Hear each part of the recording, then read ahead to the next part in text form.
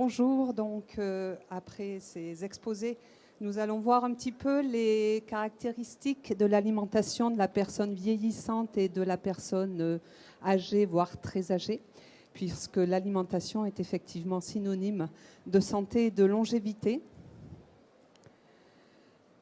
Manger est une activité qui est essentielle, hein. On mange tous les jours, on passe beaucoup de temps à table, notamment en France. On assouvit ainsi un besoin essentiel, puisque manger fait partie d'une activité naturelle qu'il faut faire tous les jours. On passe beaucoup de temps à manger, notamment dans nos pays, puisque effectivement on passe un peu de temps à table. J'ai fait un calcul un peu approximatif, mais sur quelqu'un qui a 80 ans, ça représenterait l'équivalent de 2600 jours dans une vie que l'on passe à assouvir ce besoin essentiel. En même temps, c'est un besoin essentiel qui peut apporter beaucoup de plaisir, qui peut aussi être donc synonyme de santé, on l'a dit, et puis qui peut entretenir ou créer des liens familiaux, sociaux. Donc c'est un besoin essentiel qu'il est plutôt plaisant et qu'il faut qu'il reste plaisant à assouvir tout au long de la vie. Ça sera un peu le message aujourd'hui. C'est vraiment, il faut garder du plaisir à manger, et c'est pas parce qu'on est vieux et très vieux que l'on doit ne plus avoir ce plaisir. Excusez-moi, petite erreur. En France, évidemment, notre alimentation et notre gastronomie fait partie intégrante de notre culture. D'ailleurs, notre repas gastronomique a été classé en 2010 par l'UNESCO. Donc c'est une vraie reconnaissance de cette culture en France. Et elle est tellement présente qu'en préparant cette intervention, je me suis fait la réflexion qu'il y avait énormément d'expressions dans notre langue, dans nos expressions usuelles, qui faisaient appel à des thèmes alimentaires. Alors voilà, je pense que j'en ai retrouvé une quarantaine. On peut parler de long comme un jour sans pain, où on ne fait pas d'omelette sans casser les œufs. Voilà, ça illustre différentes situations que l'on peut rencontrer dans la vie et qui font appel pour les caractériser à ce thème alimentaire. Donc je crois que ça n'existe pas forcément dans tous les pays. Et néanmoins, malgré toute cette culture, malgré toute cette passion que l'on porte à notre gastronomie, eh bien, on est aussi affecté, bien sûr, par les problèmes de malbouffe, avec tout son lot de maladies chroniques qu'elle engendre, notamment avec le vieillissement, donc avec les maladies telles que le diabète, l'hypertension artérielle, on en a parlé tout à l'heure, l'obésité, qui est aussi un phénomène qui augmente en France, notamment chez les enfants. Et malgré tout, on a aussi, en vieillissant, ce n'est pas le problème d'obésité qui nous concerne le plus, bien qu'il y en ait quand même, mais c'est des problèmes de dénutrition. Malgré toute encore une fois, cette culture culinaire, on arrive à avoir des chiffres quand même qui sont impressionnants et probablement sous-estimés dans ceux que je vais vous donner, de problèmes de dénutrition, c'est-à-dire qu'on n'apporte pas assez au corps, assez de nutriments. Notamment, ces problèmes de dénutrition se retrouvent particulièrement chez les populations de personnes hospitalisées, que ce soit les enfants, les adultes ou les personnes âgées, mais surtout aux deux extrêmes de la vie, surtout chez les enfants et les personnes âgées, et puis chez les personnes âgées dépendantes, puisqu'il est fait état d'environ 10% de personnes âgées dénutries à domicile. Et encore une fois, les chiffres ont tendance à augmenter ces dernières années. Et en maison de retraite, donc dans les maisons pour personnes âgées dépendantes, ces chiffres frôlent les 40 ou 50%. C'est-à-dire qu'un résident sur deux serait dénutri dans les maisons de retraite. Donc il y a différentes causes à ça, mais c'est quelque chose qui appelle notre vigilance à nous professionnels. Pourquoi en vieillissant, on a des risques de devenir dénutris ?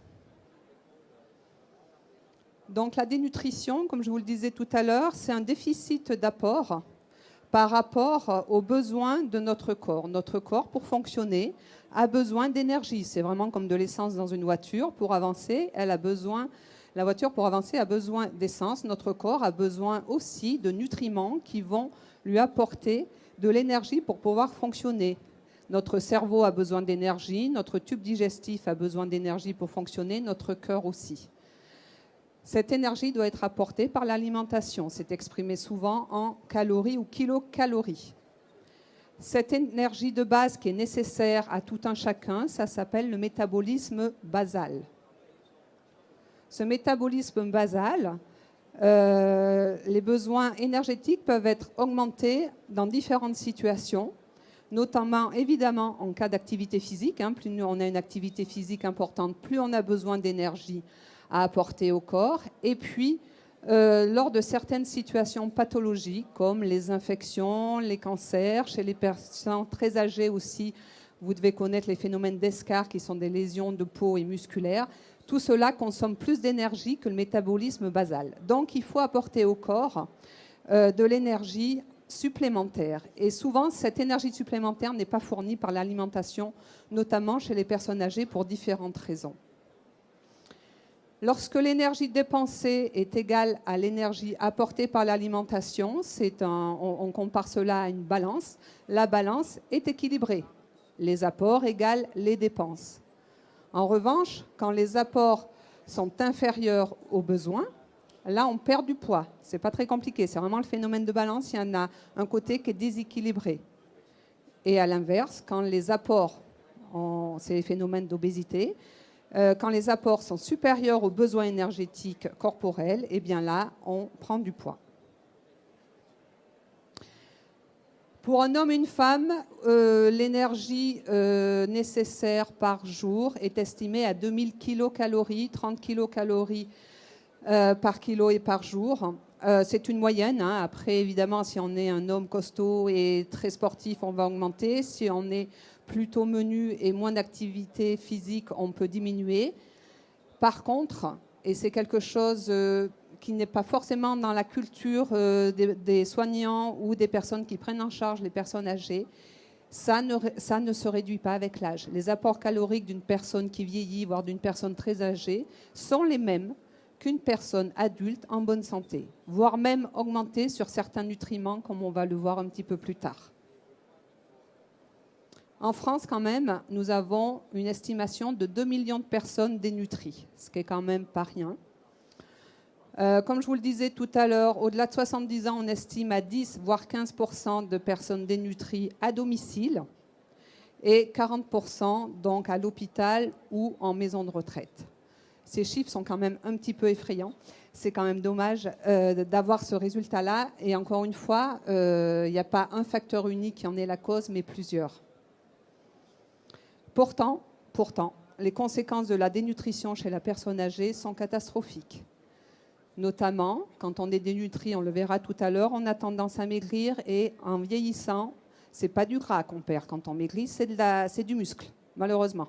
En vieillissant, on perd plus de matière maigre que de matière grasse. Donc, si on perd du muscle, la conséquence première, c'est la diminution de l'activité physique chez la personne âgée et les chutes.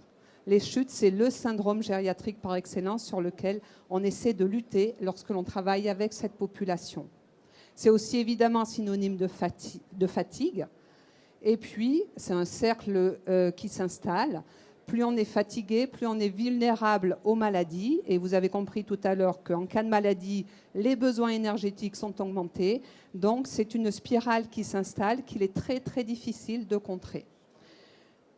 La convalescence aussi, lorsqu'on a une maladie ou une intervention chirurgicale, en cas de dénutrition, est augmentée.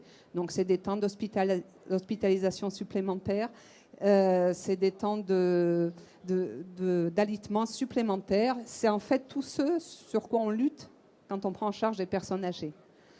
On est vraiment, actuellement, les politiques s'orientent vers la prévention de la dépendance. C'est vraiment le thème essentiel dans la prise en charge des personnes âgées et très âgées. Et vraiment, la dénutrition, en termes de prévention, c'est le problème numéro 1 sur lequel il faut travailler. Donc, vous voyez que la conséquence première de la dénutrition, c'est l'entrée dans la dépendance. Après une chute, on rentre plus facilement dans la dépendance. Certains s'en relèvent très bien, mais d'autres personnes restent très dépendantes. Alors, pourquoi en vieillissant, on a un peu plus de risque de devenir dénutri que lorsqu'on est un adulte en bonne santé ? La nature n'est pas toujours très bien faite. Et en vieillissant, il y a des modifications physiologiques qui vont affecter notre appétit et notre alimentation au sens large. Notamment nos sens. Nos sens sont affectés par notre vieillissement, c'est physiologique. Notre vue diminue, ça je crois que tout le monde le sait et tout le monde peut le constater, surtout à partir d'un certain âge.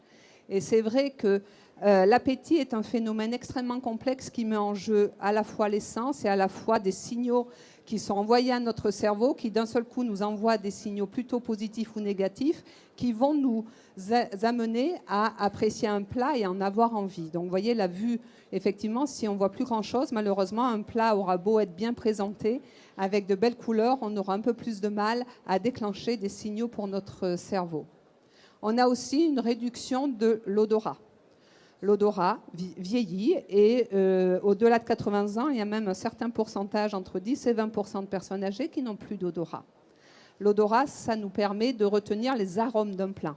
Les arômes, c'est ce que l'on sent, c'est ce qui passe par le nez et qui va, à travers la partie postérieure de notre nez, envoyer encore une fois des signaux à notre cerveau, signaux positifs ou négatifs. Mais tout cela concourt à nous ouvrir l'appétit lorsqu'ils sont positifs. D'ailleurs, on s'est tous aperçus que quand on est enrhumé, eh bien, on a beaucoup moins faim parce qu'on ne sent pas bien les plats. Et ce n'est pas la bouche qui est touchée quand on est enrhumé, c'est le nez. Donc effectivement, on a des papilles gustatives sur la langue qui, elles aussi, donc vont nous permettre de sélectionner le goût des aliments qui vieillissent aussi. Et notamment, on a une évolution des sensations du goût. En vieillissant et notamment après 75 ans, on sent plus le sucre que le sel. C'est pour ça que les personnes très âgées ont tendance à aller volontiers vers les goûts plus sucrés parce que ça leur déclenche des émotions, alors qu'un plat peu salé ou normalement salé, ils vont le trouver très fade. Et on verra que ce problème de goût du sel qui est amoindri avec l'âge pose des problèmes parce que font les personnes âgées si elles ont une sensation de fadeur dans leur plat, elles vont ressaler. C'est surtout pas ce qu'il faut faire. On vous a dit tout à l'heure tous les effets négatifs du sel. Et donc ça aussi, il va falloir aussi travailler à des plats qui soient normalement salés, mais qui aient du goût. Notamment, on suggère de rajouter des herbes aromatiques pour donner du goût et déclencher beaucoup d'autres sensations pour éviter que le goût salé, effectivement, soit désagréable. Donc, vous voyez que notre appétit est contrarié avec cette diminution des sens, évidemment. Mais quand on vieillit, c'est aussi d'autres choses. Voilà, on a non seulement une modification de nos sens, on a aussi des dents qui vieillissent. Elles ne vieillissent pas toujours bien. On a parfois des dents qui sont enlevées, des dents qui sont abîmées, sans pouvoir toujours aller chez le dentiste, que ce soit pour un problème de cou ou un problème de disponibilité. Pour aller se faire soigner les dents, c'est un vrai problème. Les dents des personnes âgées, c'est un vrai problème. Et puis c'est par là que commence le manger. Donc il faut commencer par le début. C'est aussi prendre pas mal de médicaments. Une personne âgée de plus de 70 ans prend en moyenne 3 ou 4 médicaments différents par jour. Or, les médicaments peuvent diminuer les sensations de goût, peuvent altérer les goûts, voire couper l'appétit. Notamment, si on les prend en début de repas avec 2 ou 3 verres d'eau, déjà on a presque rempli de manière importante son estomac et l'appétit va s'en trouver diminué. C'est aussi une digestion qui est plus lente. Voilà, ça se passe un petit peu moins vite que chez un sujet adulte en bonne santé. La digestion est plus lente et la sensation de satiété dure plus longtemps. Après un repas, la personne âgée, donc quand je dis âgée, c'est au-delà de 70-75 ans, a la sensation d'avoir l'estomac plein plus longtemps qu'un autre adulte. Donc il faudra bien espacer les repas. Et puis, avec l'allongement de la durée de la vie et le vieillissement, se trouve aussi qu'il y ait les phénomènes de maladies, ce qu'on appelle les maladies neurocognitives, type maladie d'Alzheimer. Et chez ces patients-là, même en début de maladie, les troubles de mémoire sont tels que parfois ils oublient de manger. Ou parfois ils mangent trop parce qu'ils oublient qu'ils ont mangé 1 heure avant. Mais le plus souvent, c'est un amaigrissement que l'on constate chez ces patients parce qu'ils oublient de manger tout simplement. Donc vous voyez si on rajoute à cela en plus une certaine solitude, puisqu'en vieillissant, on a un risque de veuvage qui est accentué. Et on sait très bien aussi que lorsque l'on est seul, on mange un peu moins bien que lorsqu'on était habitué à manger en couple, en famille, etc. Donc vous voyez que malheureusement, il y a beaucoup de facteurs qui concourent à ce que l'appétit soit diminué et que notre alimentation soit touchée par le vieillissement. Alors, les bonnes habitudes que l'on essaie de faire passer quand on prend en charge des gens âgés à très âgés pour avoir un vieillissement amélioré, c'est évidemment respecter cette balance énergétique. Et notamment, quelque chose contre quoi on lutte de manière journalière, c'est attention au régime chez la personne âgée. Après 80 ans, il est établi qu'il n'y a plus de régime chez les personnes âgées, que ce soit des régimes sans sucre, sans fibres, sans sel strict, c'est fini. Parce qu'en fait, le risque de dénutrition sera bien plus important que le risque au long cours, par exemple, d'un régime diabétique. Donc, après 80 ans, plus de régime. Eh bien, c'est pas facile. C'est pas facile chez les soignants, c'est pas facile chez les personnes âgées. On a beaucoup de personnes âgées qui sont habituées à faire des régimes sans fibres depuis des années et des années. Quand on leur dit qu'on peut relâcher un petit peu, même complètement, et qu'ils peuvent reprendre une alimentation très diversifiée, c'est compliqué. Chez les soignants aussi, dire à une personne diabétique qui a eu l'habitude de faire des régimes antidiabétiques depuis 30 ans, lui dire, alors, c'est pas sucre à gogo, on est bien d'accord, hein. Par contre, le sucre, on leur conseille de le prendre, le sucre court notamment, en fin de repas. Ils peuvent manger aussi des sucres lents que l'on trouve dans les féculents. Vraiment, la priorité, c'est de lutter contre la dénutrition et non pas d'éviter les effets à long terme de ces maladies chroniques. Donc, plus de régime après 80 ans. Et puis, donc, nous faisons particulièrement attention à l'apport en protéines, puisque les protéines servent à faire du muscle. Et je vous ai dit tout à l'heure que le muscle était malheureusement quelque chose qui diminuait avec l'avancée en âge. Donc, il faut être particulièrement attentif à son apport journalier en protéines, ce qu'on n'a pas forcément l'habitude de faire quand on est un adulte en bonne santé. Les rythmes des repas sont les mêmes que chez tout un chacun. C'est 3 repas par jour et une collation vers 16 heures. Quelque chose sur lequel il faut être très vigilant aussi lorsque l'on vieillit, c'est la période, ce qu'on appelle la période de jeûne nocturne. C'est-à-dire, c'est la période qui s'écoule entre le dernier repas du soir et le petit déjeuner du lendemain matin. Cette période, dans les bonnes pratiques, elle ne doit pas dépasser 12 heures. Pourquoi ? Parce qu'au-delà de 12 heures, on commence à grignoter sur nos réserves. Et grignoter sur les réserves pour une personne âgée, c'est pas bien. Il faut que ces réserves, elle les ait en cas de coup dur, que peuvent être une maladie ou une hospitalisation. Là, elle va commencer à grignoter sur ses réserves. Donc vraiment, c'est important que cette période de jeûne nocturne soit inférieure à 12 heures. C'est extrêmement complexe à mettre en place avec des personnes âgées, autant à domicile qu'en établissement, parce que souvent, les personnes en vieillissant mangent plus tôt et se couchent plus tôt. Du coup, elles ont une longue période de jeûne nocturne qui est souvent supérieure à 12 heures. Et en établissement, l'organisation des établissements, vous entendez tous parler actuellement des problèmes en France, des professionnels d'établissement, et ils sont réels. En établissement, les organisations font que pour diminuer ce temps de jeûne à moins de 12 heures, c'est extrêmement complexe et que c'est un aménagement des équipes qui n'est pas simple à mettre en place. Mais c'est vraiment une des bonnes pratiques. Donc, quels sont les aliments à favoriser lorsque l'on vieillit ? Je ne vais pas vous passer tous les aliments. D'abord, ce n'est pas mon métier. Et ensuite, je préfère faire le focus sur des aliments qui sont très importants. Donc, les protéines, je vous en ai parlé tout à l'heure. L'apport est de 15% de la ration journalière. Les sucres, 55%. Les lipides, 30%. Ça, c'est pour tout un chacun. Ça reste pareil chez la personne âgée. Plus les oligo-éléments et les vitamines, donc les vitamines qui sont extrêmement importantes, mais si on a une alimentation variée, normalement, on verra, à part la vitamine D, c'est apporté de manière naturelle par l'alimentation.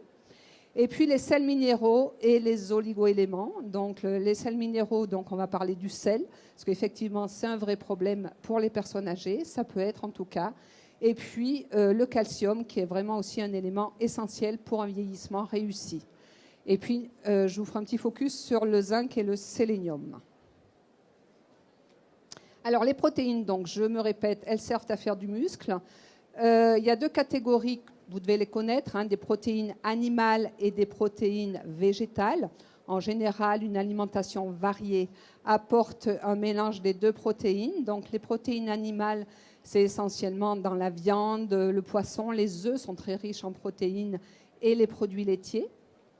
Et puis les protéines végétales que l'on trouve évidemment dans le soja, séitane, quinoa, céréales, noisettes et légumineuses. La qualité, et il est recommandé, des protéines animales pour fabriquer du muscle est supérieure qualitativement aux protéines végétales. Donc, il est demandé aux personnes âgées de favoriser un apport de protéines animales supérieur aux protéines végétales. Les besoins journaliers pour une personne âgée en protéines sont supérieurs aux besoins d'un adulte en bonne santé. Globalement, pour une personne en bonne santé, c'est 0,8 g par kilo et par jour. On monte chez la personne âgée et on arrive environ à 1,2 ou 1,5 g par kilo et par jour. Donc, c'est entre 80 et 100 grammes par jour. Je vous ai donné quelques exemples de teneur protéique de certains éléments. Ce que je conseille beaucoup aux personnes âgées, parce que parfois la viande c'est un petit peu compliqué, parce que c'est cher, parce que voilà, les personnes âgées se dégoûtent assez rapidement des produits carnés, c'est les œufs. Les œufs, il n'y a pas plus riche et c'est pas cher, donc vraiment, et je vous dis ça parce que dans les établissements de personnes âgées, les œufs c'est un vrai problème, notamment les œufs frais, donc c'est vraiment un combat qu'on essaie de mener pour élargir un petit peu l'apport en protéines animales. Et puis, bien sûr, les produits laitiers qui sont riches en protéines animales. La vitamine D et le calcium, ça c'est pour la solidité des os.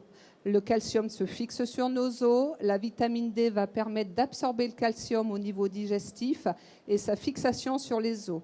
Vous savez qu'en vieillissant, et notamment chez la femme après la ménopause, nos os ont tendance à être fragilisés. La fracture du col du fémur après 80 ans, c'est vraiment la pathologie numéro 1 après une chute chez la personne âgée. C'est parce que son os est plus fragile que l'os d'un adulte en bonne santé. Donc les apports en calcium doivent être au moins de 1,2 g par jour. Voilà, essentiellement les produits laitiers, mais pas que. Il y a aussi le poisson, il y a aussi des fruits rouges, du chou. Encore une fois, la variété de l'alimentation fait qu'on peut avoir des apports intéressants. Ce que l'on dit quand même au niveau de la base d'apport de produits calciques, c'est 4 produits laitiers par jour. Ça, c'est la base. Et après, l'alimentation apporte un volume supplémentaire de calcium. Mais vraiment, 4 produits laitiers par jour chez les personnes au-delà de 55-60 ans, c'est très important à respecter. La vitamine D, c'est donc vraiment le binôme indissociable du calcium, puisque, je vous l'ai dit, il permet l'absorption du calcium et sa fixation. La vitamine D, on la synthétise naturellement après une exposition au soleil. Pas forcément très longtemps, mais par contre, il faut des expositions répétées au soleil et ça peut être un problème l'hiver. Sinon, on peut aussi l'apporter sous forme médicamenteuse, sous forme de gouttes que l'on prend par jour et qui est volontiers prescrite chez les personnes au-delà de 55-60 ans. On a des aliments très riches en vitamine D. Encore une fois, le jaune d'œuf est très riche en vitamine D. Et puis les poissons gras et les produits laitiers que l'on trouve souvent enrichis en vitamine D. Le sel, donc pour les personnes qui étaient là lors de la précédente intervention, effectivement, on a tendance quand même à trop manger de sel dans notre alimentation. Et ensuite, je vous ai dit que les personnes âgées avaient une sensation amoindrie au sel, donc elles ont tendance à ressaler tous leurs plats. Malheureusement, ce n'est pas une bonne habitude. Alors, en revanche, à l'autre extrémité, les régimes sans sel strict ne sont plus du tout prescrits, sauf vraiment cas médical exceptionnel. Mais un apport de sel journalier pour donner un peu de goût aux aliments, il n'y a aucun souci. Je vous ai donné un exemple de produits riches en sel que vous connaissez. C'est des choses qui sont plutôt bonnes, le fromage, la charcuterie et le pain. Donc il faut quand même, alors on n'interdit pas du tout d'en manger, simplement le jour où on en mange, on mange un peu moins salé le repas d'après, où on ne ressale pas du tout son plat sur les plats que l'on va prendre après une entrée de charcuterie, surtout si on le termine sur du fromage. Et puis le sel, le monsieur en a parlé tout à l'heure aussi, c'est un problème dans les produits industrialisés que l'on achète tout fait Pour donner du goût, on a tendance à un peu plus saler les aliments. Et les personnes âgées, encore une fois, peut-être par isolement, par manque de goût pour cuisiner, achètent souvent des produits tout faits dans le commerce. Et cet apport de sel se trouve augmenté sans qu'ils en soient forcément au courant. Donc, c'est vraiment une alerte que l'on donne sur les produits industriels et le sel qu'ils contiennent. Donc, en pratique, on dit aux personnes âgées, pour qu'ils ne mangent pas trop salé, de cuisiner elles-mêmes, parce que la majorité des personnes âgées va bien, elles ne sont pas toutes dépendantes, loin de là. Donc, de cuisiner plutôt elles-mêmes avec des produits bruts, de mettre du sel, bien sûr, dans les eaux de cuisson, mais ne pas ressaler son plat. Mais ça, c'est parfois un petit peu compliqué. Et puis, notamment, quand ils utilisent des conserves, de les rincer, parce que les conserves, parfois, peuvent contenir pas mal de sel. Alors, au niveau des aliments, un dernier focus sur le zinc et le sélénium, qui sont des oligo-éléments. Donc, ce sont des nutriments qui sont en petite quantité dans notre corps, dont on ne mesure pas tous les jours l'apport. Ce n'est pas très simple. Mais néanmoins, il faut être attentif parce que le zinc favorise la réplication cellulaire et donc favorise la cicatrisation. Et le sélénium est considéré comme un antioxydant et un anti-stress cellulaire, donc plutôt un facteur anti-vieillissement, tout au moins sur les effets indésirables du vieillissement. Voilà, donc encore une fois, vous voyez, on les retrouve dans les fruits de mer, le poisson, la viande de bœuf, le foie de veau et les légumes. Par contre, les légumineuses, pardon. Par contre, voilà, on ne va pas peser à chaque fois si on a du zinc et du sélénium. Par contre, encore une fois, la variété de l'alimentation sera source d'un apport suffisant en microéléments. Alors, quelques conseils que l'on donne volontiers aux personnes âgées pour qu'ils aient une alimentation à peu près équilibrée et qui leur permette de rester en forme plus longtemps, c'est de toujours cuisiner. Alors ça, c'est un peu compliqué parce qu'encore une fois, cuisiner à la maison, quand ils sont en établissement, ils ne cuisinent plus. Les repas sont forcément apportés en établissement type EHPAD. Donc c'est un peu dommage, mais il y a des activités aussi dans cet établissement, une fois par semaine, d'activités cuisine, où les personnes retrouvent le goût et le plaisir de cuisiner eux-mêmes. Donc à la place du sel, si on veut, on trouve que les plats sont sans saveur, on favorise. Alors il y a tellement de choses qui existent, il ne faut pas hésiter à s'en servir, et notamment sur les herbes aromatiques qui effectivement apportent des arômes et des saveurs qui peuvent être extrêmement plaisantes sans utiliser trop de sel. Et puis nous conseillons évidemment un portage de repas. Toute personne âgée ou qu'elle habite a priori peut avoir un portage de repas offert par sa commune ou par une association. C'est un petit peu compliqué les portages de repas parce que c'est livré froid, en barquette, sous blister. Donc c'est vrai que là, pour ouvrir l'appétit, c'est un petit peu compliqué. Mais c'est quand même des repas très équilibrés, plutôt bien faits. Donc ça peut être intéressant, même que quelques fois par semaine, même si ce n'est pas tous les jours. Et puis, au niveau des médicaments, alors là, c'est compliqué parce que la personne âgée a ses médicaments, elle y tient. On conseille, sauf contre-indication spécifique, de les prendre plutôt en fin de repas. Ça, c'est un vrai changement d'habitude, que ce soit à domicile ou en établissement, parce que les médicaments, on les prend toujours en début de repas. La personne âgée, elle prend ses 3-4 médicaments avant ses 3 principaux repas. Donc là, on leur conseille de les prendre plutôt en fin de repas. Comme ça, s'il y a si ça peut perturber l'appétit, au moins ça sera en fin de repas et la personne aura mangé avant. Mais c'est des habitudes qu'ont beaucoup de personnes âgées qui sont difficiles à faire et évoluer. Et puis bien sûr, on essaie de leur apprendre à lire ce qu'il y a dans les produits industriels tout faits qu'ils peuvent acheter. Donc vous connaissez, vous êtes des professionnels, vous devez connaître ces labels. Donc je vais vous en parler de 2. Le premier, l'INCO, la réglementation européenne, donc, qui est sur chaque produit acheté en France. Je voulais juste vous le montrer parce que quand on est âgé, qu'on n'a pas beaucoup de vue et qu'on n'est peut-être pas forcément intéressé, ce n'est pas très adapté. On parle de l'adaptation de la société au vieillissement. Faudrait commencer par là. Alors, je ne sais pas s'il faut que ça prenne plus de place, peut-être moins d'éléments, mais en tout cas, ce n'est vraiment pas adapté à une lecture par une personne âgée, malheureusement.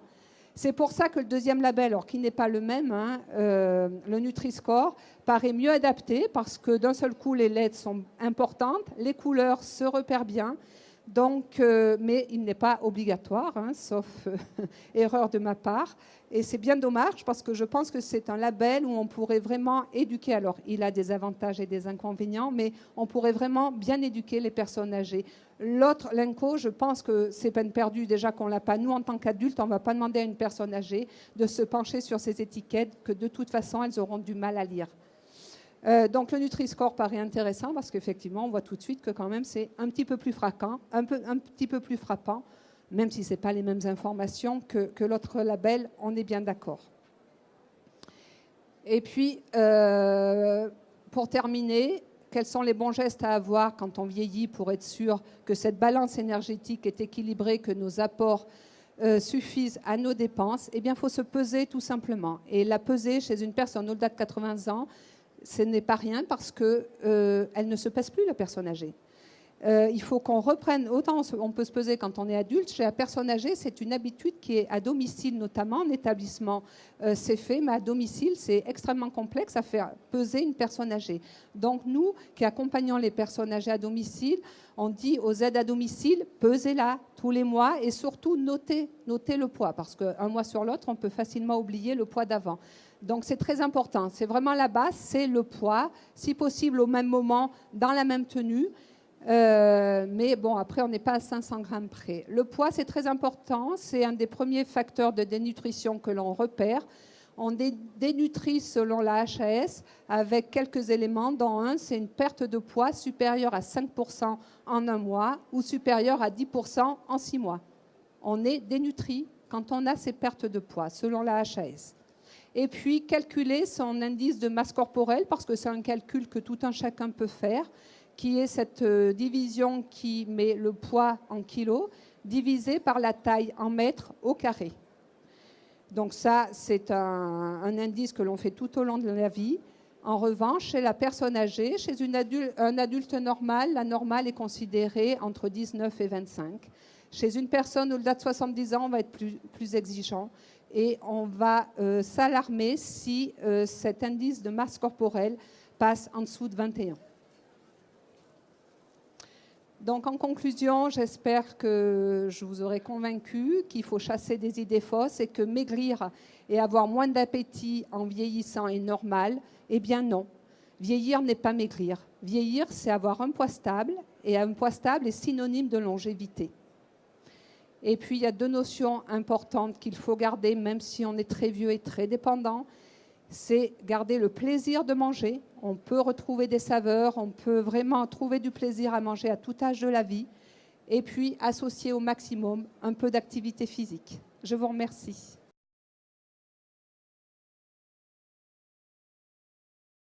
Bonjour à tous. Donc, moi, je suis Virginie Van Wimmelbeck. Je suis chercheure au CHU de Dijon. Et je vais vous parler effectivement de l'alimentation quand on avance en âge, mais en particulier lorsque l'on est malade en institution.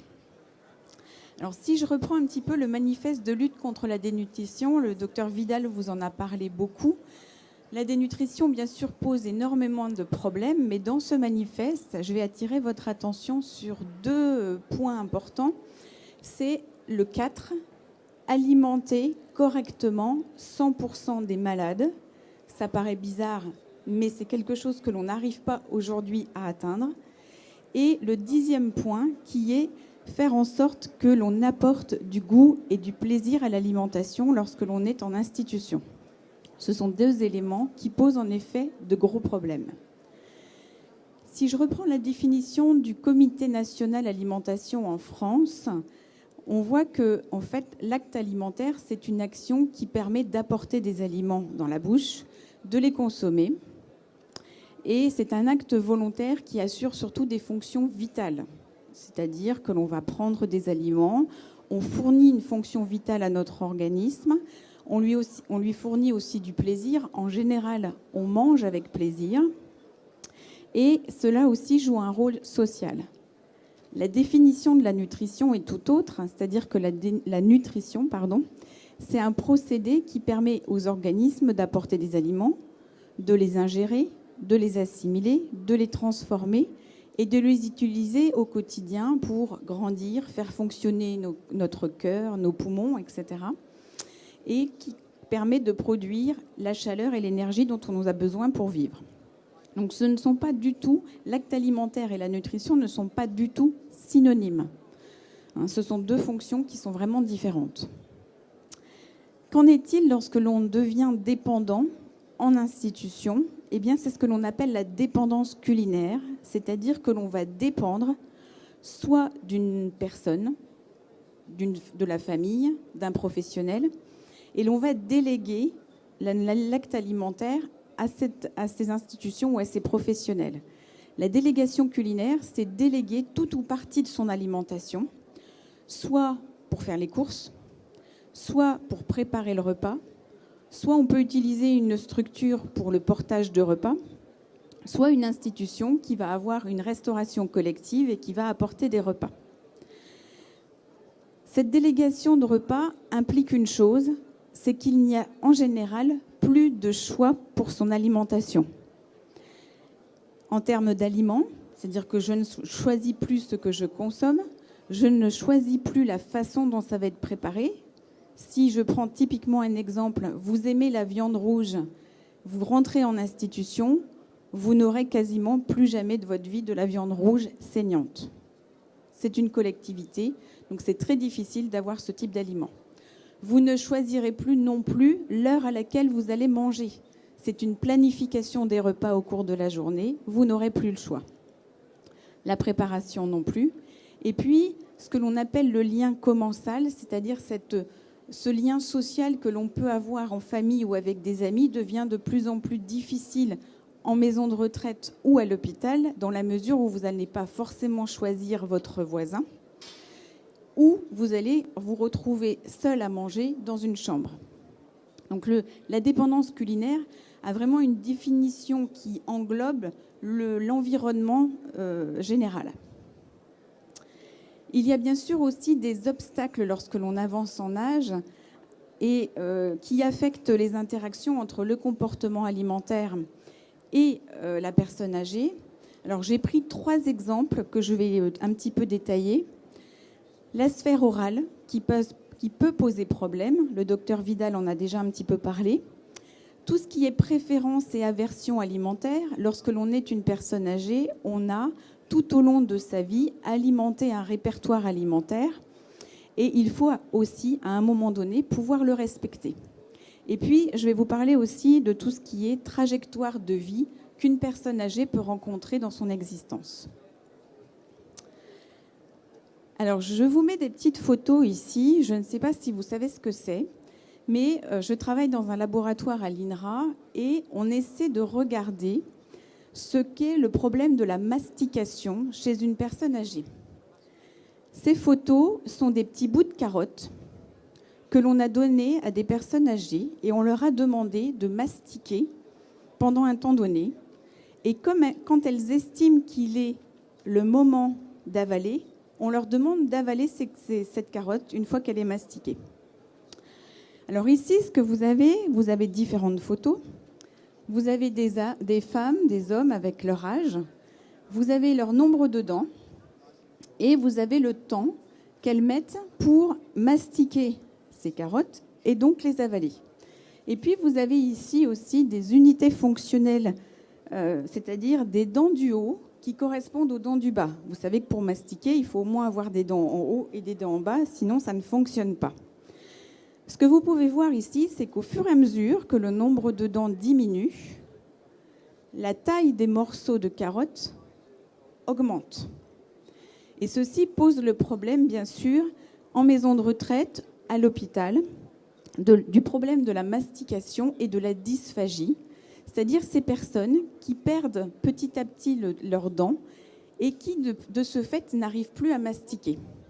La problématique majeure, c'est que quand on arrive à ce stade-là, c'est-à-dire que l'on n'a plus de dents, eh bien les morceaux sont tels que la grosseur, leur taille, peut être incorrectement avalée et provoquer un étouffement. La conséquence souvent de ces problèmes de mastication se traduit par des plats qui ne sont pas très jolis, comme vous pouvez le voir. Ce sont des plats qui sont texturés. Et lorsque l'on est en institution ou en milieu hospitalier, si l'on passe en alimentation texturée, c'est malheureusement souvent pour le reste de la vie. C'est-à-dire qu'il n'y a pas de réévaluation de l'état dentaire ou de la dysphagie et on ne peut plus revenir en arrière. Donc je pense que si je vous donne ça tous les jours à manger pendant plusieurs années, au bout d'un moment, ça n'est pas très appétissant, ça devient très monotone. Donc la problématique orale est vraiment un problème qu'il faut pouvoir déceler. Alors il est évident qu'on ne peut pas faire ce test régulièrement au milieu hospitalier, mais ça vaudrait le coup de le faire parce que ça éviterait certainement de passer à des régimes texturés qui posent énormément de problèmes. Un autre problème, enfin un autre élément, c'est le plaisir, qui est bien sûr une histoire très personnelle, c'est-à-dire que vous aimez certains aliments, moi je ne vais pas aimer les mêmes.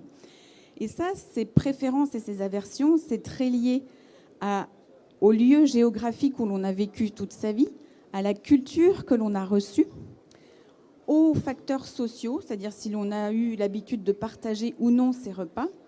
Et puis, il y a un certain nombre d'éléments qui vont faire que, pour des raisons, je dirais, très individuelles, on va aimer tel aliment et on ne va pas aimer tel autre. Tout à l'heure, on vous a parlé beaucoup des régimes.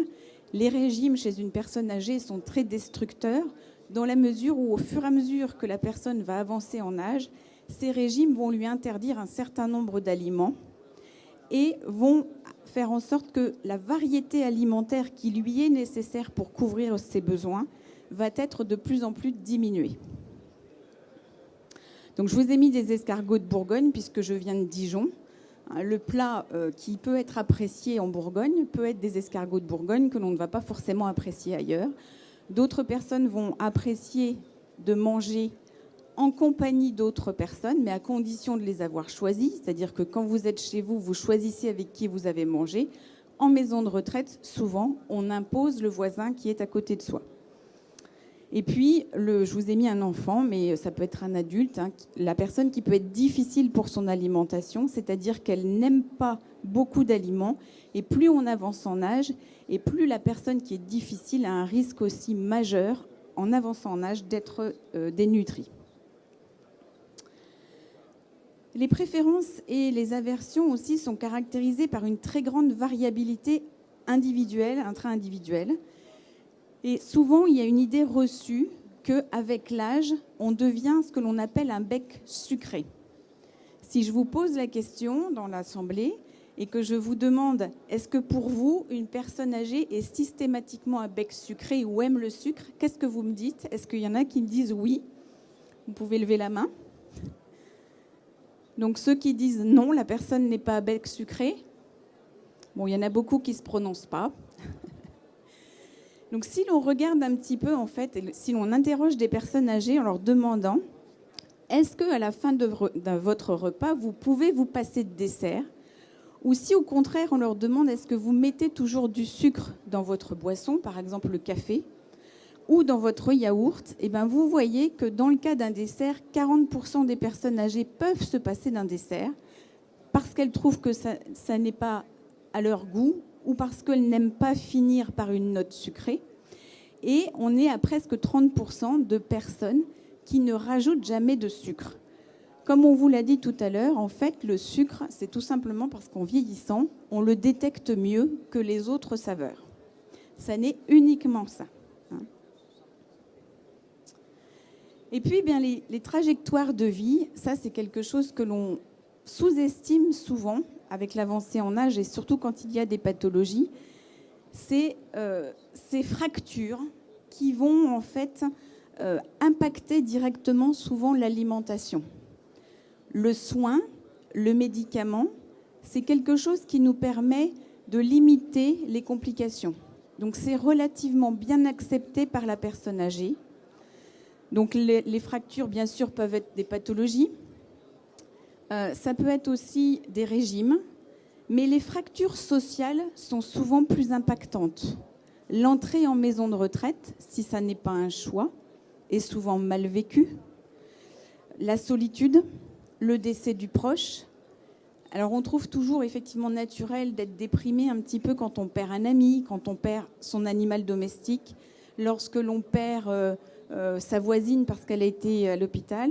Mais souvent, ce sont des éléments qu'il faut déceler très vite, car ce sont souvent des fractures qui sont importantes et qui conduisent la perte de poids chez une personne âgée et qui est d'autant plus impactante lorsqu'elle est malade. L'institution également, bien sûr, est un élément important. La retraite, parfois aussi, puisqu'elle engendre des difficultés financières. Alors, quels sont les profils que l'on rencontre parmi la population âgée, surtout en institution et à l'hôpital? Je vous mets aujourd'hui là 2 photos. Celle du haut, c'est ce que devrait consommer une personne âgée de plus de 65 ans, selon les recommandations nutritionnelles que nous avons aujourd'hui. En bas, la photo du bas, avec l'assiette, ce sont ce que mangent en réalité des personnes âgées qui sont en institution ou en milieu hospitalier. Donc vous voyez que les volumes sont réduits et forcément, si elles ne consomment pas ce qu'il y a en haut, les recommandations nutritionnelles ne sont pas respectées. En fait, ces personnes que l'on rencontre souvent, vous allez le voir, ce sont ce que l'on appelle des petits mangeurs avec des petits appétits. Et malheureusement, ce sont des proportions que l'on trouve assez souvent en nombre important. Voici un tableau que l'on a issu de nos études. On a testé, en fait, on a suivi plus de 90 personnes en milieu institutionnel, type maison de retraite, et on a calculé les ratios caloriques et les ratios protéiques en partant des recommandations nutritionnelles. Donc on est parti de 100% des apports en calories et en protéines. Et puis ensuite, on a regardé entre 66 et 100% et en dessous de 66%. Ce que vous pouvez voir, c'est qu'en fait, en maison de retraite, seuls 13% des personnes couvrent réellement leurs besoins. C'est ce que nous, on appelle des normaux mangeurs ou plutôt même des gros mangeurs. Souvent, dans un établissement, ils se comptent sur les doigts des 2 mains. Le reste ne couvre pas leurs besoins nutritionnels. Ce n'est pas parce qu'on ne leur donne pas assez à manger, c'est tout simplement qu'ils ne mangent pas les quantités qu'elles devraient consommer.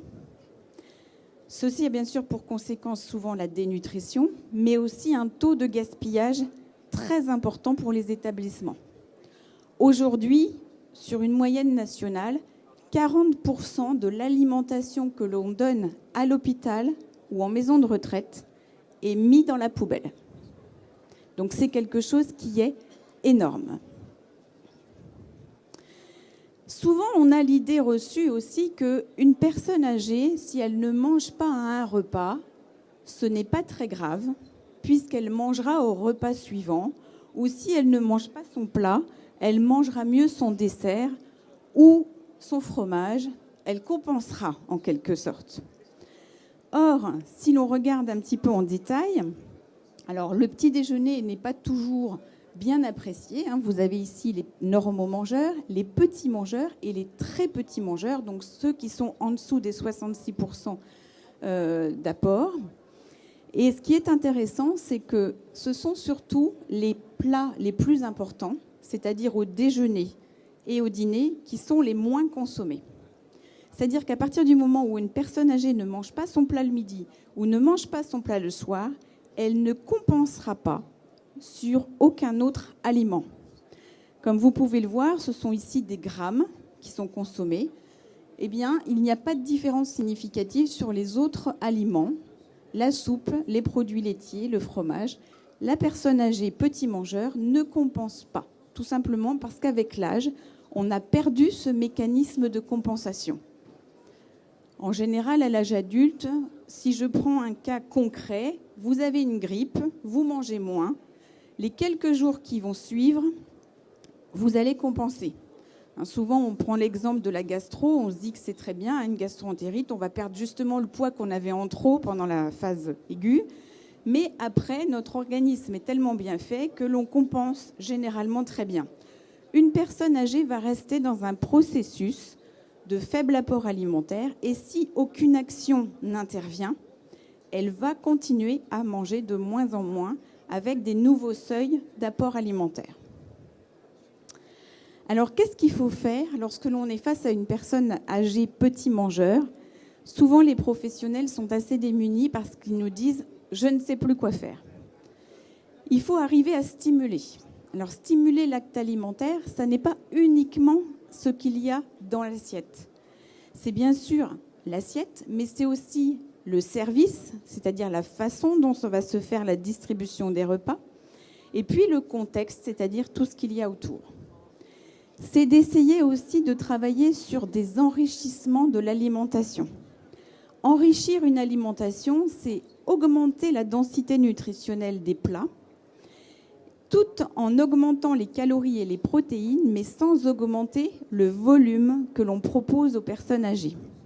Tout ceci en faisant en sorte que ce soit toujours beau et bon à manger, ce qui n'est pas toujours très simple. Alors, comment agir ? Au niveau des repas, si la personne mange des petites quantités, parfois 3 repas dans la journée ne suffisent pas. À ce moment-là, il faut ajouter un 4e, un 5e, voire même un 6e repas. Mais toujours avec des toutes petites quantités pour ne pas inhiber son alimentation. Adapter les menus. Si elle aime les produits laitiers, lui proposer un plateau, par exemple, de produits laitiers le matin au petit déjeuner. Changer ses entrées.